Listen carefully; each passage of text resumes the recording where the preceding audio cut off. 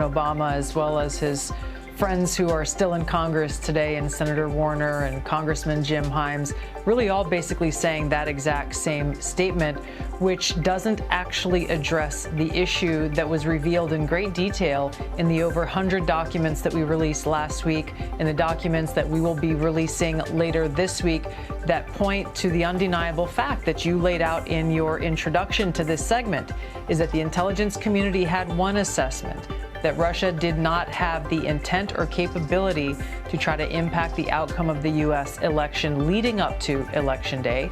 The same as 20 years, the story about this scumbag, and he is a scumbag pedophile, Jeffrey Epstein, he's dead now, but for 20 years, you had Obama and George W. Bush's Department of Justice go easy on this guy. They didn't fully investigate the case. They didn't show any curiosity about the case. And now Donald J. Trump is asking his Department of Justice to show full transparency. And somehow that's...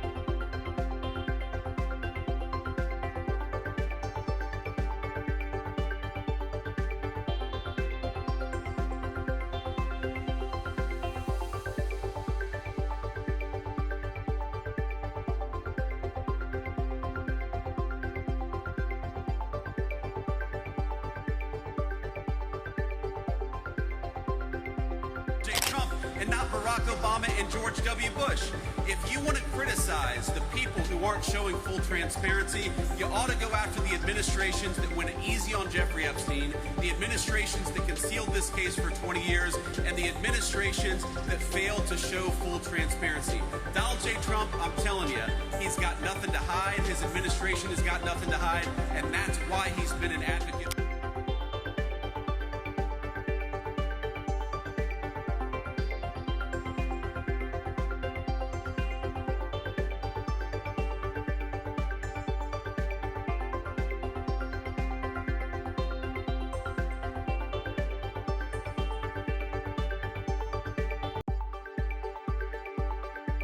Deserve to have faith and trust in the integrity of our democratic republic, which has been undermined by President Obama through his direction of this manufactured fake intelligence document, knowing that it was filled with lies and knowing that it would and could then be used for all of the actions that came after. Picture the slow-motion camera shot, Obama's classic smile, polished delivery, charisma turned up to maximum. The world claps at his every move. Healthcare reform, economic recovery, climate pledges, foreign policy praise, awards, applause, endless headlines. On paper, the legacy looks untouchable. I'm going to tee it up with this soundbite from the vice president who gave an interview to the Gateway Pundit and said as follows, SOT 15. Well, I think the only thing the far left really responds to is power. The thing that they're actually going to be responsive to is the recognition that there are consequences on the other side. If they get off scot-free, if they're never investigated, if they're never prosecuted when they violated the law, then they're just going to come back and do the exact same thing again. And there are a few different ways, of course. So it's the big tech companies that were censoring conservatives. They've got to know that's not going to be allowed, and there are going to be consequences for it. The banks, the president is really preoccupied with this, and rightfully so. And of course, you've got to pay the lawfare back in kind. You've got to say to the Comeys and the Brennans of the world, of course, you got to follow the law. You can only prosecute people when they actually broke the law, but we know that a lot of people broke the law.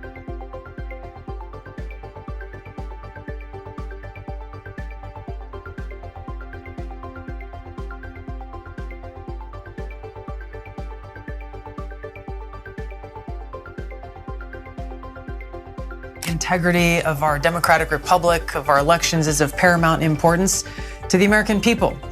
Knowing what had occurred previously, the things, this Russia hoax thing that was called a conspiracy, I wanted to get to the bottom of the truth of what actually happened here. This was obviously important to President Trump, but again, is an issue of importance to every single American in this country and the future of our country as a republic.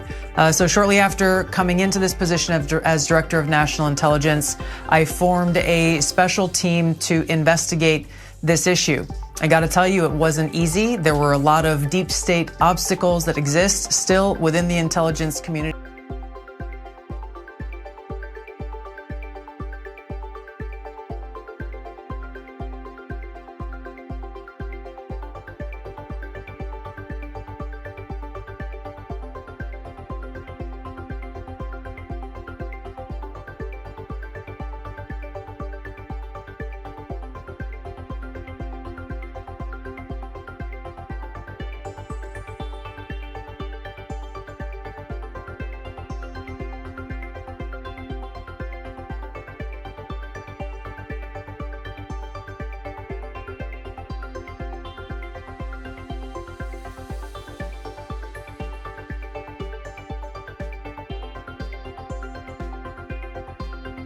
he actually had thoughts in his head, and what a contrast that is to Kamala Harris, who just repeats slogan after slogan after slogan.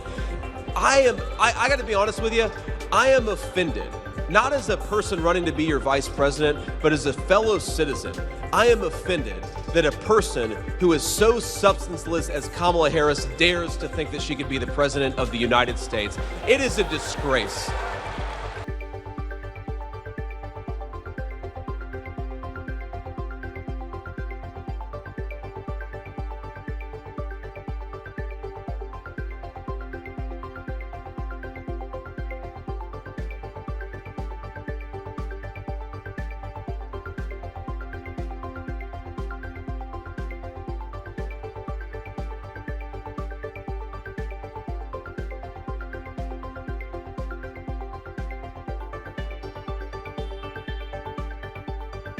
The implications of this are frankly nothing short of historic. Over 100 documents that we released on Friday really detail and provide evidence of how this treasonous conspiracy was directed by President Obama just weeks before he was due to leave office, after President Trump had already gotten elected. This is not a Democrat or Republican issue. This is an issue that is so serious it should concern every single American, because it has to do with the integrity of our democratic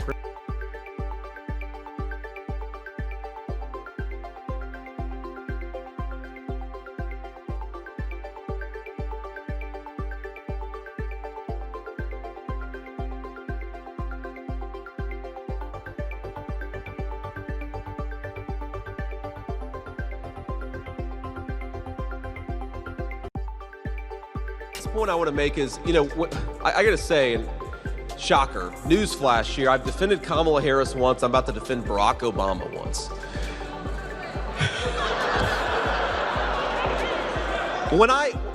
So set to the side the hectoring and the tone of Obama when he went in and talking about black voters, like whatever, obviously I just criticized that. You know what I was watching him talk, you know what I thought to myself is, agree or disagree, and obviously I disagreed with about 99% of what he did when he was in office, he had substance and Kamala Harris does not.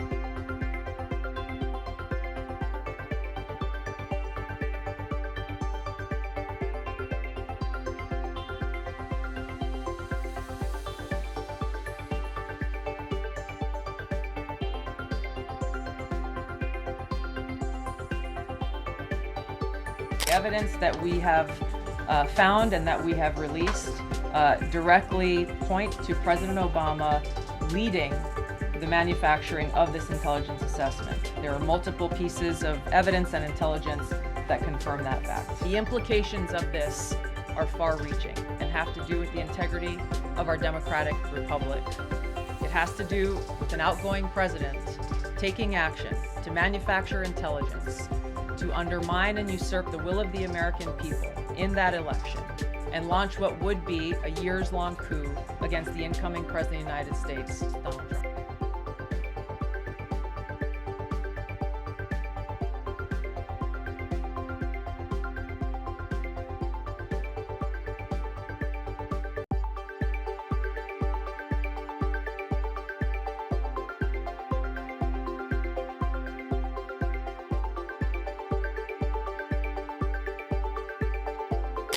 Support is not something I'm given or something I'm owed. It's something you got to go out there and work for. So one, I just don't like the tone of going in. I mean, look, the better question for Barack Obama or anybody to ask is not why black men, it's not how dare you not vote for Kamala Harris. It's maybe they're thinking about voting for Donald Trump because they're sick of being censored, they're sick of being told what to do, and they're sick of not being able to afford the American dream. Maybe that's why we're getting a lot more black voters than Republicans in the past, but JD's style? A mix of storytelling, sarcasm, and razor-sharp commentary. One moment it's a diner owner forced to shut down because the green economy never arrived. The next, it's a jab at policies that looked good on spreadsheets but crushed working families. His humor isn't cruel, it's clarifying. And when you laugh, you realize the truth cuts even deeper. Paired with Tulsi's global critiques, the contrast is devastating. And President Obama then directed Obama's DNI James Clapper to lead the effort to create this new intelligence community assessment that detailed not if, but how Moscow attempted to influence the outcome of the U.S. election. So this is the thing that I think people should pay attention to, is neither the message from President Obama's office, neither the statements coming from Democrats in Congress today and their friends in the propaganda media. None of them are addressing this fact that there was a shift, a 180-degree shift from the intelligence community's assessment leading up to the election to the one that President Obama directed be produced after Donald Trump won. The tension builds. Tulsi exposes the gap between Obama's words and deeds abroad. JD lays out the disconnect between promises and lived reality at home.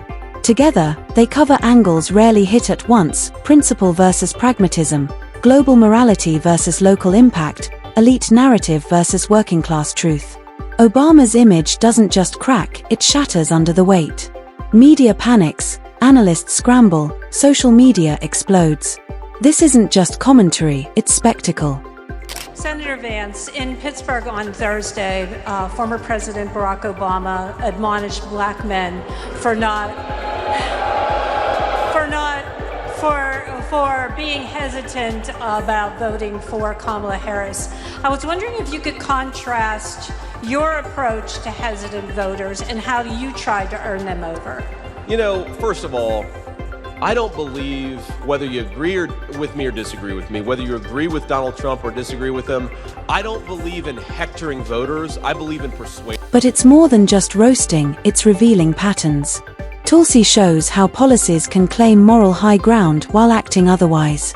JD shows how promises can sound good nationally but fail in real communities. Ethics meet anecdotes. Principle meets reality. Their critiques refract Obama's legacy like a prism, showing every hidden flaw. Sharp? Yes. Critical? Absolutely. But still witty, ironic, and engaging. Here's a 78-year-old billionaire who has not stopped whining about his problems since he rode down his golden escalator 9 years ago. It has been a constant stream of gripes and grievances. That was Obama. Nah, I'm just kidding. You know I've got to talk about Trump. Obama was this brilliant lawyer. He was so smooth. Though I am a little hurt that he's not here tonight. We had so much fun the last time. He was so measured. And it is surprising. You've got a room full of reporters, celebrities, cameras, and he says no. And the way he would talk about things was so statesmanlike. And despite the fire, it never feels dark. Humor threads through everything: Tulsi's dry precision, JD's sarcastic jabs. The audience laughs, nods, even cheers. It's smart, honest, and unapologetic. The result? A complete shift in perspective. Obama's once untouchable narrative suddenly looks vulnerable. And if this was only Tulsi and JD's first strike, you can't help but wonder, what happens when more voices join in? By the end, one thing is clear: Obama's faced critics before, but nothing could have prepared him, or the world, for this cinematic showdown.